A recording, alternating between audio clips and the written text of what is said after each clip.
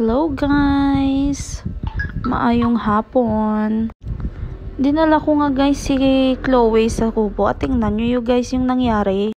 Tinuruan agad siya guys ni Teacher Sophie kung paano umakyat sa taas guys. Tingnan nyo naman. Yung estudyante niya si Chloe natuto agad. Naglalaro na nga sila guys tatlo pero hindi pa gaano talaga kasi hindi pa komportable siguro si Bubbles sa kanya. Pero tingnan nyo naman guys si Sophia. Naglalaro silang dalawa ng pasimple lang guys. Gabi talaga ka-hyper si Sophia. Iba talaga yung tinuturo niya kung paano yung umakyat at tumalo ng napakataas. Si Bubbles naman kung ano-ano yung ginagawa. Nagtatatakbo kung anong nangyari sa kanya dyan. Parang kiti-kiti talaga tong dalawa eh. Ayan, tingnan nyo guys. Nagtatatakbo na si Chloe o hinahabol niya kunwari si Sophie or si Bubbles. Pero nagpipreno siya guys konti. Pinuntahan niya din si Bubbles tsaka sa gilid lang siya at inabangan agad siya ni Bubbles eh.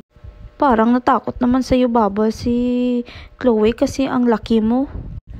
Sino ba naman hindi matatakot nun?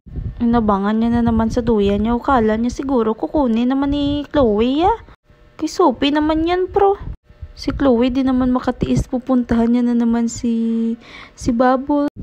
Pakunwari din tong isa ay kunwari pupunta sa ilalim ng papa nga pa bebe guys.